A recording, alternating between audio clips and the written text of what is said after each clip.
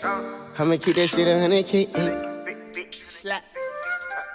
I'ma keep that shit 100K. Got a feeling that I'm finished now, bro. I feel it in my marrow.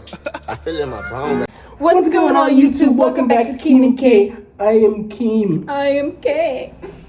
Today we're gonna be reacting to seriously. But yeah, today we'll be reacting to what happens to whale bodies when they die. I see they sink and we just sink to the bottom. Yeah, right? Everything is sink. You guys seem to like the informational videos. The last time we did a video about the ocean. So let's try to see if you guys like this. If you do, we can do more. If you don't, we don't have to. Let's get right into the video. But I don't see why. Yeah, before you get right into the video, what else would happen other than they sink? Because it would be weird as fuck to see their body float to the top. Yeah. Because they're big as fuck. I thought they just sink because remember we seen that one fact that said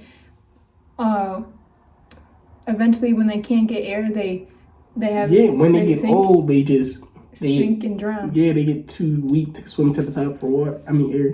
Yeah, alright, let's see what it says.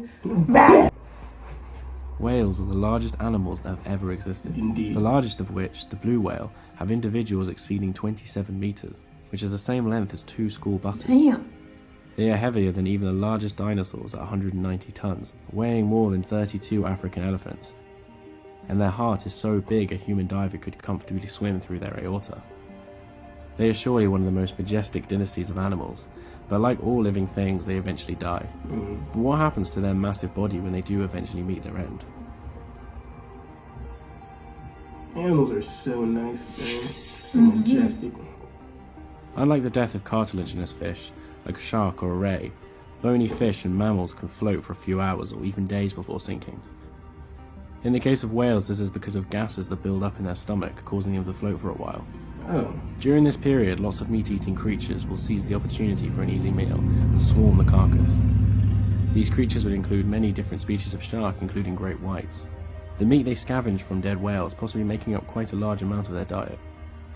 Eventually the whale will sink though, and offer an incredibly large source of food for ocean goers. If this occurs in shallow sea, then it will most likely be feasted upon by the same sharks and fish eating it at the surface. Because of the types of animals eating it and its placement in the ocean, the whale will be consumed relatively quickly. If the whale dies in open ocean, like most of them do, the carcass will eventually descend further and further down until reaching the bottom of the ocean. When this happens in nature, it is known as a whale fall. The water down at these depths is far colder and the pressure is considerably higher, which drastically decreases the speed of decomposition. This means that the body of these whales can last as long as many decades. The ocean floor on average has a low amount of food falling down, so a whale carcass is a very, very large change. The amount of carbon tied up in a whale carcass is roughly equivalent to the amount of carbon that falls to 10 square kilometers of seabed in 150 years. This drastic change in available food means a small ecosystem will form around the whale on the ocean floor. In fact, a study noted that one whale carcass was supporting over 12,000 individual organisms from an estimated 43 different species. The majority of whale falls go through 3 stages of decomposition. The first stage is when the mobile scavengers ascend on the whale to eat the soft tissue. These will be animals similar to the scavengers at the surface, but adapted to handling the high pressures of the deep. This includes animals like hagfish that are eel-shaped and primitive fish that have remained very similar looking for 300 million years and have no jaw. Also seen at the whale carcasses are massive deep-sea sharks known as 6-gill sharks that can grow up to 7 meters long, and sleeper sharks that aren't much shorter. This stage can last around 2 years, and when it is finished you will be left with a whale skeleton. The second stage takes place once the whale is almost stripped bare, and is where animals can colonize the bones to get the organic materials left on from contamination with the soft tissue. It is also when the last bits of tissue left over by other animals are consumed by various crustaceans and worms. This second process also takes around 2 years. The final stage is known as the sulfophilic stage, named because of all the hydrogen sulfide that is produced by the bacteria consuming the fat inside the whale bones. If you've seen an image of a whale carcass before, this is the yellow stuff that surrounds the bones.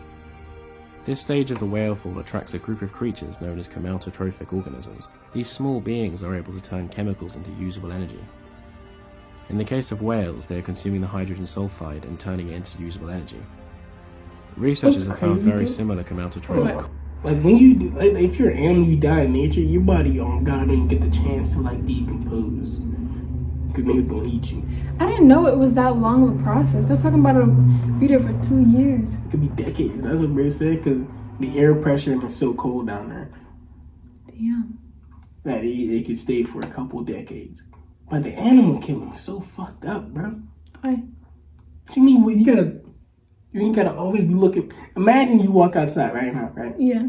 You gotta be on the lookout every day. Oh, yeah. You mean, it's got, unless you a predator. Even then, like, niggas still might try to fuck with you. You on the other hand, like, you might go out, you gotta cover, you drive around, play happy music. Them niggas, they gotta look for food every day. You're right. They gotta, you feel me? Gotta be on the lookout for some shit trying to kill you. Every day. Housing hydrothermic vents, as they also release Sleep. hydrogen sulfide. At this stage, the whale becomes a true ecosystem, as there are several layers of creatures surviving off one another, and this can last for 10 to 50 years depending on the size of the whale carcass.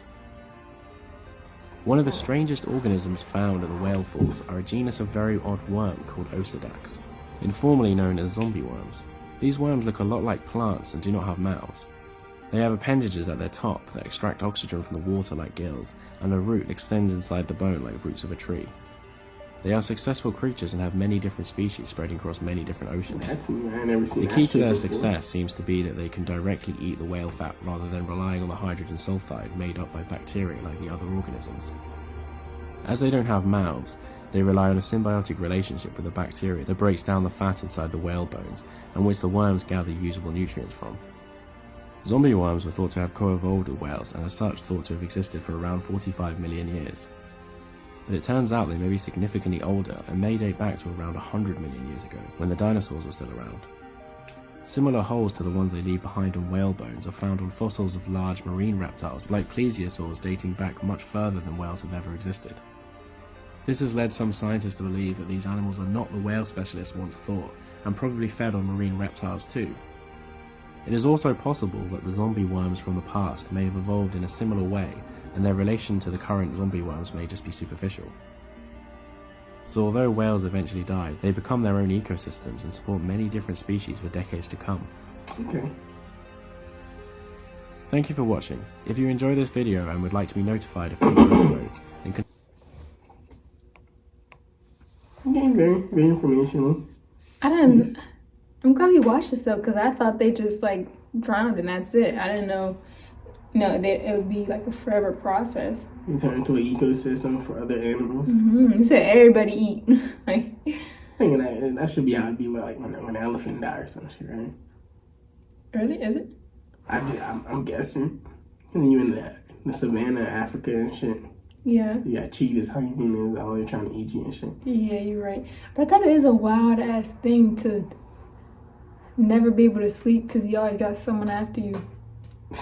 A couple of them too. It's like, And even if you don't have any, like, even if you're a predator, we saw that documentary the other day. Niggas was still messing with the cheetahs. yeah, the niggas steal your food. You go days without eating food. That's fucking crazy. Animals are so scary. Nah, not to me, bro. Scary as fuck. Nah, not to me, bro. I'm not And you're scared of like every animal. I'm not scared of animals, bro. Okay. I had a couple of them. That's all for today. Make sure you guys like, comment, subscribe, send this video to a friend, subscribe, and get us to 10K. We're almost there. We love you guys so much, and that's all for today. Yes, Bye. Bye. Bye.